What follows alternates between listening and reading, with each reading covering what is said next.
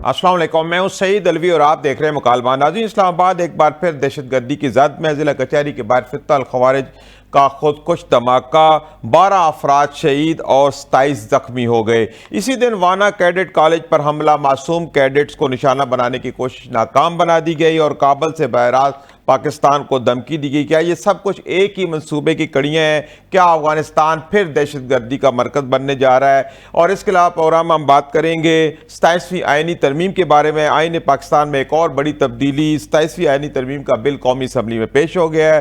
हुकूमत की हमायत और अपोजिशन की तरफ से एहतजाज हो रहा है और वज़ीर कानून आज़म नज़ीर तारड़ के मुताबिक ये तरमीम अदलिया की कारकर्दगी को बेहतर बनाने के लिए की जा रही है। इसी हवाले से हम तफसीली बातचीत करेंगे। मुझे मुकालमा में ज्वाइन किया अहमद बिलाल महबूब साहब ने। आप सरबराह हैं पिलडाट के।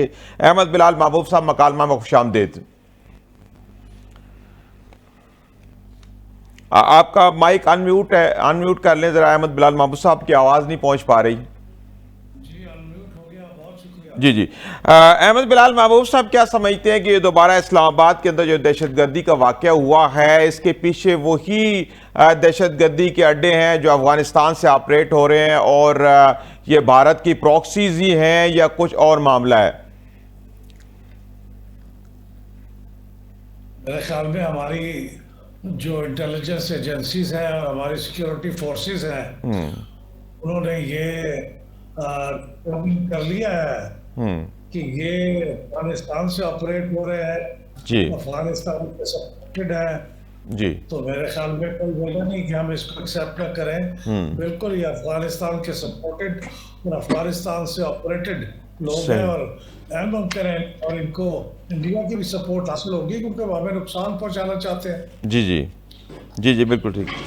अच्छा, इसके अलावा ये बात करेंगे 27वीं आइनी तरमीम के हवाले से कौमी असम्बली में पेश कर दी गई। आप क्या समझते हैं? आप तो आए मुकम्मल तरमीम का जो मसवदा सामने आ गया है, तो आप क्या समझते हैं कि इस तरमीम के बुनियादी मकासद क्या हो सकते हैं और बुनियादी नुकात क्या हैं? देखिए, इस तरमीम का अगर पूरी तरमीम का जायजा लिया जाए तो जो कॉमन फैक्टर है वो ये है कि इंतजामिया को मजीद मजबूत किया जाए, सही। हुकूमत के पास मजीद इख्तियारात हों और अदलिया जो माजी में यूँ समझिए कि बाज़-औक़ात अपनी हदूद से बाहर भी ऑपरेट करती रही है, उसको रोका जाए और एक तवाज़ुन कायम किया जाए। ज़ाहिर तो मुझे इसके यही मकासद लगता है। सही। जी बिल्कुल ठीक है। जी बिल्कुल। कादर मंदोखेल साहब ने भी हमें ज्वाइन किया है। कादर मंदोखेल साहब, मुकालमा में खुशामदीद। Thank you. Thank you. Qadir Mandokhel साहब, आज इस्लामाबाद में फिर दहशतगर्दी का एक वाक़या हो गया, तो क्या समझते हैं कि इस वाक़े के पीछे वही फित्रा अल खवारिज है जो अफगानिस्तान से ऑपरेट हो रहा है, जिसके सारे ताने बाने भारत से मिलते हैं? जी बिल्कुल दुरुस्त फरमाया आपने। अभी देखिए, भारत में कल एक नाखुशगवार वाक़या हुआ और हमेशा की तरह भारत यही कहता है कि जहां उनकी नाअहली हुई थी वहां पाकिस्तान का नाम लेते हैं। सही। तो फिर ये जो पाकिस्तान में और एक अदलिया के सामने जो ये एक अफसोसनाक वाक़या हुआ है, तो ये किसके खाते में हम डालें? सही। यकीनन भारत के खाते में डालेंगे, क्योंकि उसने जो वहाँ जो भी उनकी अपनी एलएचडी पसंदों का जो एक तहरीक है, उसके बदले में उन्होंने अफगानिस्तान के साथ गठजोड़ करके और पाकिस्तान में ये दहशतगर्दी फैला रहे हैं। और ये सिर्फ पहले वाक़या नहीं है, इससे कई वाक़या पहले है, चाहे कुलभूषण यादव को ले लो या दूसरे ले लो। सारी चीज़ें आवाम के सामने और पूरा अवामी बल्कि इस्लामी दुनिया और आलमी दुनिया के सामने ये सारी मौजूद है। तो मैं ये समझ रहा हूँ कि ये दहशतगर्दी भारत की गठजोड़ से हो रही है। और मैं ये कहूँगा कि मुझे फ़ख्र है पाकिस्तान की मसला अफवाज पे, जहाँ उन्होंने 1.5 अरब आबादी जो दुनिया की चैंपियन कहलाते थे, उनको ऐसे जवाब दे दिए जो पूरा दुनिया में उनका मुंह काला हो गया। तो मैं ये समझ रहा हूँ कि इसी तरह अफगानिस्तान को भी जवाब देना चाहिए, ताकि हमेशा हमेशा की तरह ये जो दहशतगर्दी हो रही है, चाहे वो अफगानिस्तान की तरफ से हो या हिंदुस्तान की तरफ से हो, और इनके गठजोड़ की वजह से इनका जो है ना वो एक ऐसे इनको जी शिकस्त दिया जाए। तो मैं सही ये समझ रहा हूँ यकीनन अफवाज पाकिस्तान जो दुनिया की बेहतरीन फौज है वो उनको जरूर उसका बदला सही देगा और उसको ये शिकस्त देगा ठीक इंशाल्लाह। है। अच्छा अहमद बिलाल महबूब साहब, एक ही दिन में इस्लामाबाद में दहशतगर्दी भी हुई, फिर इसके अलावा वाना कैडेट कॉलेज के ऊपर भी हमले की कोशिश की गई जिसको नाकाम बनाया गया, और फिर काबल से बरह रास्त पाकिस्तान को धमकी दी गई। माहौल क्या देखते हैं, क्या वक्त आ गया है कि हम किसी मजबूत फौजी हल की तरफ जाएं? चूँकि मुज़ाकरात भी हो रहे हैं लेकिन इसके बावजूद भी जो अफगान तालिबान है उनकी तरफ से कोई अमन का पैगाम नहीं आ रहा बल्कि दहशतगर्दी हो रही है। मेरे ख्याल में ये एक बड़ा केयरफुली प्लान्ड ऑपरेशन होगा जो भी होगा, और मुझे यकीन है कि हमारी सिक्योरिटी फोर्सेस बिल्कुल इसके बारे में सही प्लान करेंगी और सही वक्त पे करेंगी। लेकिन ये बात आपकी सही है कि एक आम आदमी की हैसियत से, आम शहरी की हैसियत से महसूस करता हूँ कि हमारा सब्र का पैमाना लबरेज हो गया है। वो तो किसी भी तरीके से अमन के रास्ते पे चलने के लिए तैयार नहीं है। सही दो ममालिक ने भी समझौते कराने की कोशिश की है, बार बिल्कुल बार की है, लेकिन वो इन तमाम बातों को समझने से कासिर हैं। सही बल्कि महज़ब दुनिया के किसी भी नाम और किसी भी असूल के ऊपर चलने के लिए तैयार नहीं है। सही तो जाहिर है कि उसके बाद उनके खिलाफ जो अमल है वो अब ताकत के इस्तेमाल का रह जाता है। सही लेकिन उसके लिए जरूरी है कि हम, मेरे ख्याल में, रीजन के ममालिक को भी अपने साथ मिलाएं सही ताकि रीजनल एक्शन हो बजाय इसके एक वाहिद रियासत का एक्शन हो। सही। अच्छा कादर मदोखेल साहब, एक तरफ तो हमने अफगान तालिबान के साथ मुज़ाकरात शुरू किए और दूसरी तरफ आज जैसे 3 वाक़यात मैंने बताए हैं कि इस्लामाबाद के ऊपर दहशतगर्दी, फिर वाना कैडेट कॉलेज, फिर धमकी भी दे दी गई काबल से। तो आप क्या समझते हैं कि आप कोई हतमी हल की तरफ हमें जाना चाहिए या मुज़ाकरात के ऊपर रहना चाहिए, क्योंकि सूरत हाल तो काफ़ी मखदूश हो चुकी है? मुज़ाकरात तो हर वक्त जारी रहना चाहिए कि जंग की सूरत में, सियासी जंग की सूरत में मुज़ाकरात का हमेशा पीपल्स पार्टी जो है ना हामी रही है। सही। और फिर बीच में जो तुर्की और इस्लामी मुल्क और कतर मौजूद है और सऊदी अरब मौजूद है, और फिर ऐसी सूरत हाल में हम मुज़ाकरात से इनकार तो नहीं कर सकते। तो मुज़ाकरात का रास्ता भी अपनाना चाहिए और टिट फॉर टेट जो इसका रास्ता भी अपना चाहिए कि जैसा तुम करोगे वैसे करोगे, चाहे हिंदुस्तान हो या अफगानिस्तान हो, उनको थोड़ा जवाब देना चाहिए। क्योंकि इससे पहले भी हमने 80,000 जो ना वो, चाहे वो फौजी हो, पुलिस हो, सिविलियन हो, उनकी शहादतें हमने हमारे सामने आई है। तो ऐसी सूरत हाल में मैं समझ रहा हूँ कि बिल्कुल ये दहशतगर्दी की जो लेयर है उसको खत्म करना चाहिए, और खसूसी तौर पे जो अफगान और अफगानिस्तान और इंडिया का जो एक लिंक है उसको तोड़ना चाहिए। यकीनन हिंदुस्तान हमारा अज़ली दुश्मन है और वो चाहेगा कि उनका मगरबी बॉर्डर भी परेशान हो। तो मैं ये समझ रहा हूँ कि अफवाज पाकिस्तान ने जहाँ हिंदुस्तान को शिकस्त दी है तो अफगानिस्तान क्या बेचता है उनके सामने। सही सही। अच्छा अहमद बिलाल महबूब साहब, इस वक्त जो मौजूदा सूरत हाल है अफगानिस्तान के साथ हमारे दाखिला और खारजा पॉलिसी को किन किन चैलेंजेस का सामना है, कौन कौन से इकदाम है जो फौरी तौर पर उठाने हमारे लिए जरूरी हो गए हैं? देखिए मेरे ख्याल में तो खारजा महाज पे तो हमारी पिछले कुछ माह में हमारी हुकूमत ने बहुत कामयाबी हासिल की है। सही। उन्होंने ख़ास तौर पे इंडिया के हमले के बाद इंडिया को जो सबक सिखाया है उसके बाद से दुनिया के अंदर हमारे वक़ार में इजाफा हुआ है। सही। हमारे दोस्त हमारे साथ खुल के खड़े हुए हैं। हमारे ईरान के साथ तल्लुकात बहुत बेहतर हो गए हैं। सही। तुर्की और दूसरे मुल्कों के साथ तो तल्लुकात थे ही। सही। हमने कामयाबी के साथ अपने पुराने और पायदार दोस्त चीन के साथ भी तल्लुकात को बरकरार रखा है और अमेरिका के साथ भी तल्लुकात को इम्प्रूव किया है और बहुत इम्प्रूव किया है। सही। तो पाकिस्तान के बारे में अमेरिका के जो ख्यालात हैं वो भी बहुत अच्छे एक्सप्रेस होते रहे हैं। सही।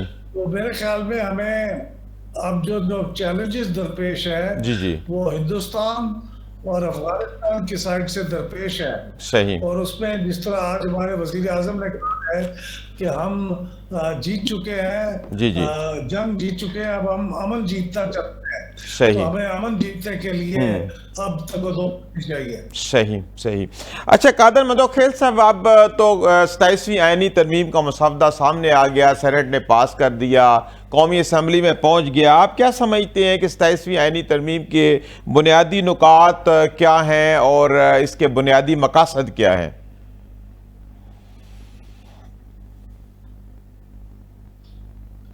देखिए, 27वीं तरमीम का बुनियादी मकसद आइन का आर्टिकल 243 जो अफवाज पाकिस्तान के ठीक हवाले है से है, जी। और यकीनन पूरे दुनिया में एक रिवाज है कि मसला अफवाज चाहे नेवी हो, एयरफोर्स हो या आर्मी हो, उनको एक मुतवद होना चाहिए। उन्होंने अपना ओहदा जो joint chief of staff committee के चेयरमैन है उनको बदल करके दूसरा रखती है। और तो मैं समझ रहा हूँ कि इसमें तो किसी को एतराज़ नहीं होना चाहिए, लेकिन जो अफवाज पाकिस्तान मुत्तफिक होंगे तो इसी तरह हिंदुस्तान, अफगानिस्तान और दुनिया के कई मुल्कों को कुछ दे सकेंगे। लेकिन दूसरा सवाल ये है कि आईनी अदालत के हवाले से आज से 20 साल पहले बेनज़ीर भुट्टो शहीद के और नवाज शरीफ साहब के जो दरमियान मिसाल जमहूरियत साइन हुआ, जहाँ इमरान खान साहब ने और मौलाना साहब ने उसको एग्री किया है, और उसमें आईनी अदालत का जिक्र है।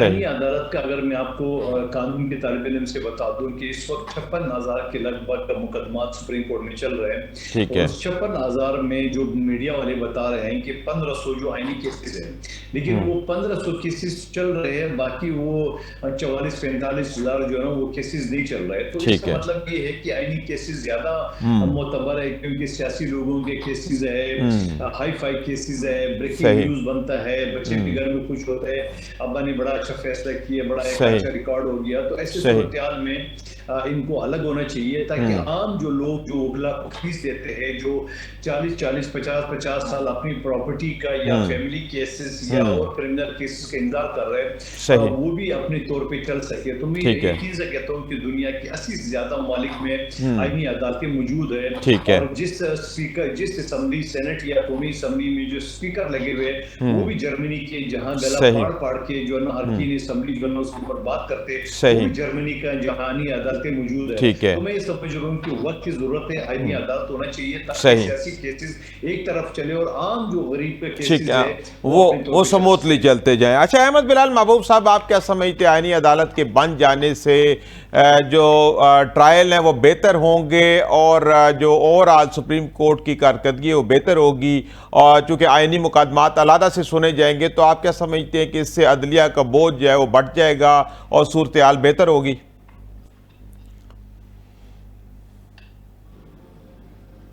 जी बिल्कुल, मैं यही समझता हूँ। और आईनी अदालत में चूंकि वो एक स्पेशलाइज्ड आईनी मामलात की अदालत होगी, जी जी, तो उसमें हुकूमत के पास ये ऑप्शन भी होगी और बाद में जुडिशल कमीशन के पास भी ऑप्शन होगी। ठीक है। तो वो जो आईनी मामलात के माहिर जज हैं, जी जी, वो उस अदालत में लाया जाए, और जो बाकी सिविल और क्रिमिनल मामलात के जो माहिर जजेस हैं उनको सुप्रीम कोर्ट में लाया जाए।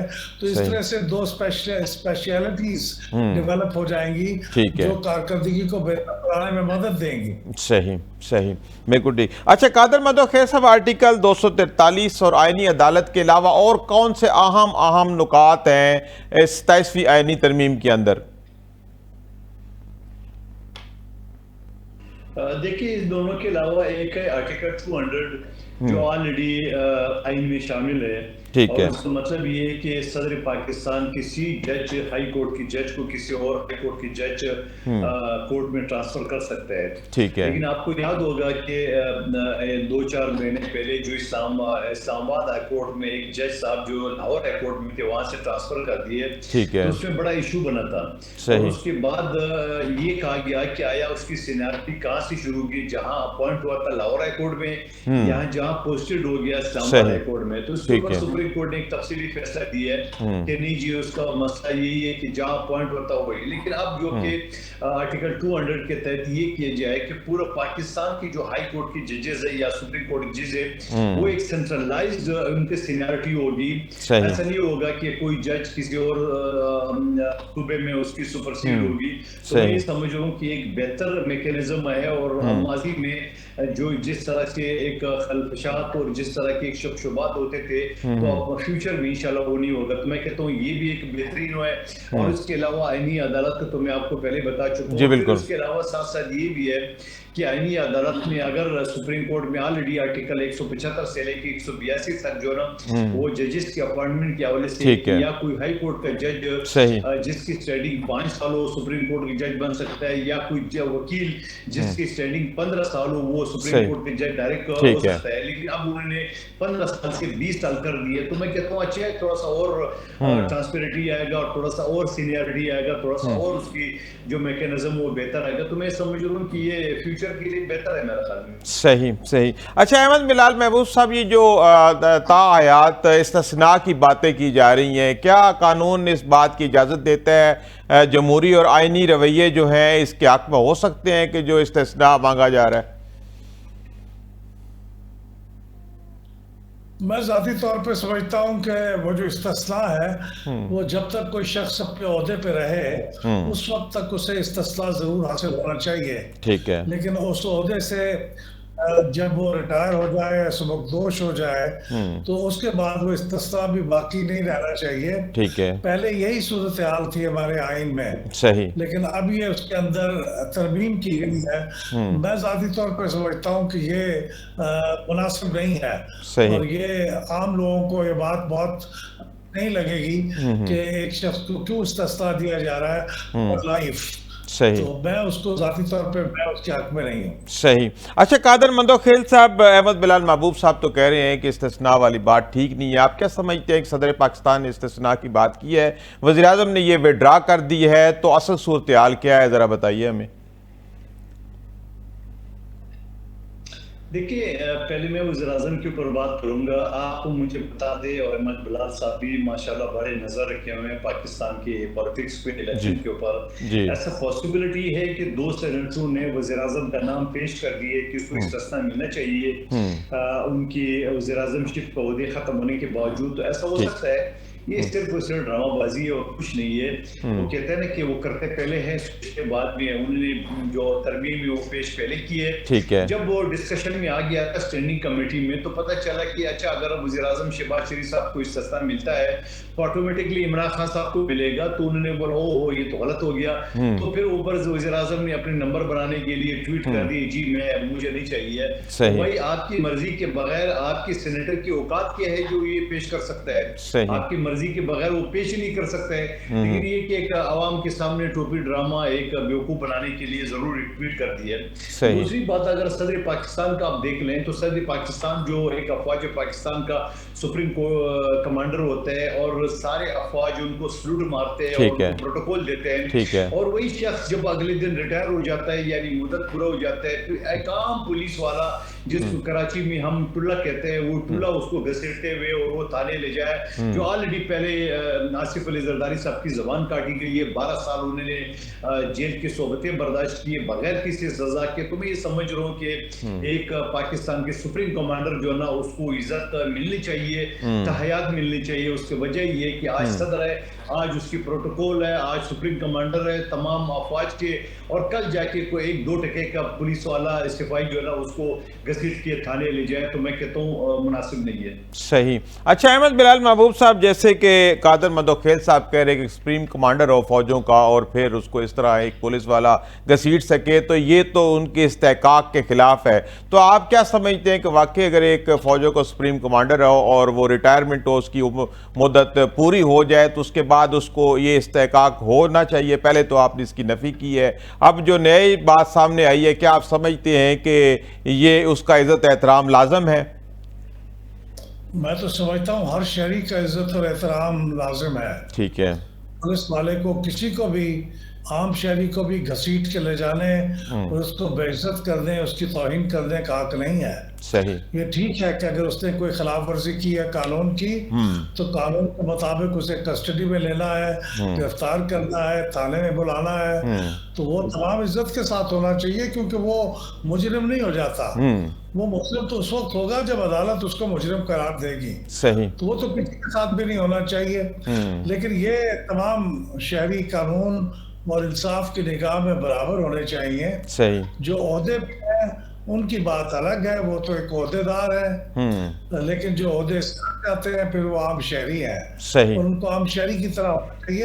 ये मेरी राय है, मदों खैर साहब की भी अपनी राय है। सही। और मैं मदों खैर साहब की राय का पूरा एहतराम करता हूँ। सही।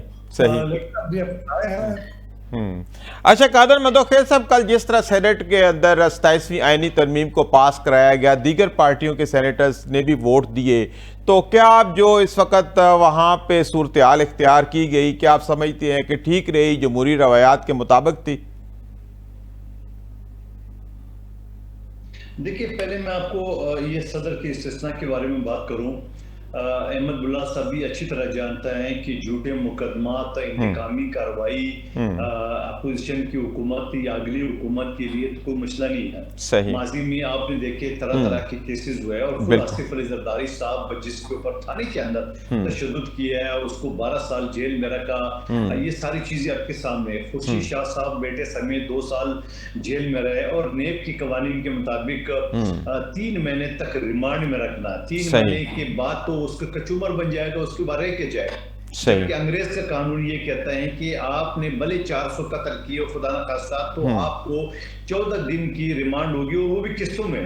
और यहाँ नेब की कवानीन है 3 महीने, तो 3 महीने के बाद रह क्या जाएगा, वो तो ढांचा बन जाएगा। तो मैं ये समझ रहा हूँ कि झूठे मुकदमा तो हमेशा अपोजिशन या अगली हुकूमत बनाते हैं। तो एक सुप्रीम कमांडर के साथ आप, मैं नहीं कहता हूँ कि सच्चे मुकदमा तो नहीं होना चाहिए, होना चाहिए सच्चे मुकदमा, मगर झूठे मुकदमा तो माजी की एक तारीख है, पूरे जो अपोजिशन या आने वाली हुकूमत पिछली हुकूमत के खिलाफ बनाते हैं। ठीक है। दूसरी बात जो आपने की है उसके हवाले से, दूसरी बात आप क्या बात की है, थोड़ा सा मुझे याद दिला दें। क्या मैं ये कह रहा था, मैं आपसे पूछना चाह रहा था कि कल सेनेट के अंदर जिस तरह 27वीं आईनी तरमीम पास की गई, दीगर पार्टियों के सेनेटर से भी वोट लिए गए, तो क्या ये जमहूरी रवायात के मुताबिक रहा है? जी, इसके बारे में मैं सिर्फ इतनी कहूंगा कि जब सियासी पार्टियां 70 करोड़ में, जो इमरान खान साहब का खुद एक वीडियो मौजूद है इस वक्त में सोशल मीडिया में, कि बलूचिस्तान में 70 करोड़ का सेनेट का सीट बिक रहा है, और फिर उसी 70 करोड़ वाले शख्स को उन्होंने अपनी कैंडिडेट को विड्रॉ करके और उसको गवर्नर बलूचिस्तान बनाया, और वो सीट उस शख्स को दे दी है जिसका नाम अब्दुल कादर, एक ठेकेदार है, आज भी मौजूद है। तो मैं ये समझ रहा हूँ कि जमीयत हो या नून लीग हो या कोई भी पार्टी हो, अगर इसी तरह वो अरबपति ठेकेदारों को टिकट देके और अपने नजरियाती कारकुनों को नजरअंदाज करके ये सीटें इस तरह बेचेंगे, तो अंजाम तो यही होगा मेरे भाई। सही। अच्छा अहमद बिलाल महबूब साहब, जिस तरह दीगर पार्टियों के सेनेटर्स ने वोट दिया है, तो ये क्या काबिल गिरफ्त है, आइन के खिलाफ है, जमहूरी जो रवायात है उसके खिलाफ जाता है, या इस तरह हो सकता है? ये जो चीजें डिफेक्शन क्लास में शामिल है, ये उनमें से एक चीज है कि अगर आप किसी आईनी तरमीम के ऊपर वोट अपनी पार्टी की डायरेक्शन के खिलाफ देते हैं, तो फिर आप पे डिफेक्शन क्लॉज लागू हो जाएगी। ठीक है। फिर आपको डिफेक्शन का इल्जाम के ऊपर आपको डिस्क्वालीफाई किया जा सकता है। सही। लेकिन मेरा ख्याल ये है कि वो जो सिंध से पीटीआई के सेनेटर साहब थे, वो गालिबन टेक्निकली डिपेंडेंट थे। सही। लेकिन ये जो JUIF वाले थे, JUIF के जो सेनेटर थे, उनके हवाले से बताएं। नहीं, PTI JUIF वाले की बात नहीं कर रहा मैं, तो PTI से बात कर रहा हूँ जो सिंध से उनका ताल्लुक है। सही। तो वो पीटीआई कहते हैं। पीटीआई के अगर थे तो फिर तो उनके ऊपर पीटीआई की डिफेक्शन क्लॉज लागू हो जाएगी। सही। उन्होंने इस्तीफा ही दे दिया है शायद एसपीडी के तौर पे, और जो जेयूआई वाले साहब है उनके ऊपर भी लागू होगी। तो ये तो आइन के मुताबिक तो ये डिफेक्शन है और उसकी सजा उन्हें मिलेगी। और मेरे ख्याल वो जानते बूझते हुए, ये जानते हुए कि सजा उन्हें मिलेगी, उन्होंने शायद का इर्तिकाब किया है, लेकिन उसकी सजा उन्हें मिलनी चाहिए। सही सही। अच्छा, कादर मंदोखेल साहब, आप क्या समझते हैं कि अभी कौमी असम्बली के अंदर 27वीं आईनी तरमीम का मसवदा पेश कर दिया गया है, ये आसानी से पास हो जाएगा, हुकूमत के पास नंबर पूरे हैं और इसको जो है वो आसानी से पास हो जाएगा? ये देखिए, आपको अच्छी तरह पता है कि इस वक्त रिक्वायर्ड जो तादाद है वो 224 है और हुकूमत के पास 237 ठीक है। तो इसमें कोई मुबालगा तो नहीं होना चाहिए कि 224 के बजाय 237 गालबान कोई 11-12 सीटें ज्यादा है हुकूमत के पास, तो आसानी से पास हो जाएगी। और कल 11 बजे इजलास बुलाया है, तो मैं कहता हूँ कि आसानी से शायद आज इस वजह से रोका गया कि जो नाखुशगवार वाक़या हुआ इस्लामाबाद में जी, और कल ये आसानी से पास हो जाएगा, इसमें कोई शक नहीं है। सही। अच्छा, अहमद बिलाल महबूब साहब, ये जो आईनी तरामीम है 26वीं है 27वीं है, तो आप क्या समझते हैं कि जिस अंदाज में इसको पास कराया जा रहा है ऐवानों से, क्या जमहूरी रवायात के मुताबिक है या आनन फानन पास कराया जा रहा है? आप क्या समझते हैं, आपकी क्या राय है? मेरे ख्याल में निस्बतन कुछ वक्त दे दिया जाता मजीद गौर फिक्र के लिए, तवाज़ा ख्यालात के लिए, तो ज्यादा अच्छा होता। लेकिन हमें कुछ ग्राउंड रियलिटीज को भी देखना पड़ता है। मिसाल के तौर से क्या अगर वक्त दे दिया जाता तो क्या पीटीआई मुज़ाकरात पे शामिल होती? उन्होंने तो कमेटी की मीटिंग में भी शिरकत नहीं की, तो ये भी ध्यान में रखना पड़ता है। फिर ये होता है कि कुछ आर्टिकल 243 निस्बतन एक सेंसिटिव सा मामला है, तो उसके ऊपर भी बहुत ज़्यादा इख्तलाफ राय की गुंजाइश नहीं होती। तो लेकिन फिर भी मैं समझता हूँ कि इस बजाय इसके कि आप वजीर आजम बाकू में बैठ के काबीना के इजलास की सदारत फरमाएं और उस मौके पे फिर उसको मंजूरी दें और फिर एक छुट्टी के दिन सेनेट का इजलास बुलाया जाए और छुट्टी की तारीख उसी दिन पर कमेटी की मीटिंग हो जाए, तो ये थोड़ी सी उजलत थी। इतनी उजलत की कोई जरूरत नहीं थी, कोई इमरजेंसी नहीं थी। तो मेरे ख्याल में आराम से अगर नॉर्मल अंदाज में भी पास हो जाती तो इसने पास हो जाना था, कोई शक नहीं था। सही। लेकिन बहरहाल ये हुकूमत ने अगर किया है तो कोई जरूर रही होगी जो उसके सही। अच्छा, कादर मंदोखेल साहब जिस तरफ इशारा किया है, जी जी जी बिल्कुल ठीक है अहमद बिलाल महबूब साहब, कादर मंदोखेल साहब जिस तरफ इशारा किया अहमद बिलाल महबूब साहब ने कि वज़ीर-ए-आज़म मुल्क में मौजूद नहीं थे, छुट्टी के दिन इसको मंजूर कराया गया, क्या उजलत थी, क्या जल्दी थी? अगर ये आराम सुकून से हो जाती, सब लोगों को ऑन बोर्ड ले लिया जाता, तो कोई मसला हो सकता था या कोई अर्जेंसी थी इसके अंदर? कोई कतगन नहीं है, ऐसा कोई कानून मना नहीं करते कि एक वज़ीर-ए-आज़म अगर के जरिए काबीना की इजलास से खिताब नहीं कर सकते, नंबर एक बात। दूसरी बात ये कि जब वोटिंग हुई है तो 64 वोट मिले हैं हुकूमती इत्तेहाद को, अपोजिशन ने तो एक भी मुखालफत भी नहीं की। अब याद होगा जब 26वीं तरमीम चैलेंज किया गया सुप्रीम कोर्ट में, तो सुप्रीम कोर्ट ने सबसे पहले ये एतराज उठाया कि आप ये बताएं कि आपने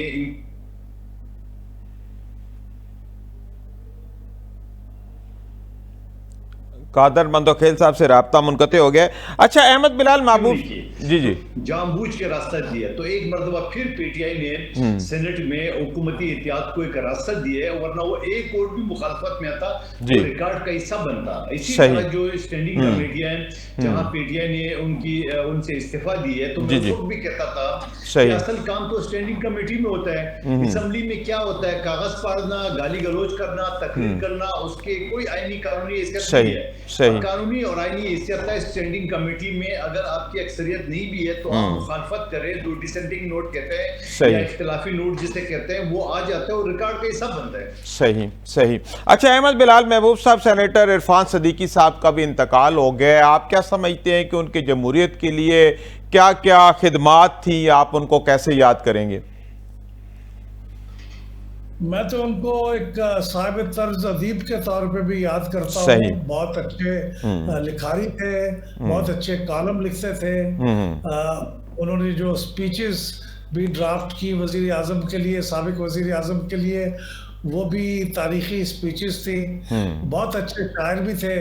मैंने उनकी शायरी को सुना है और पढ़ा है, मैं उसको भी बहुत अप्रिशिएट करता हूँ। सही। और अब वो सियासी मैदान में कुछ अरसे से मौजूद थे, और इस वक्त तो सेनेट के अंदर पाकिस्तान मुस्लिम लीग नवाज की पार्लिमानी पार्टी के हेड भी थे।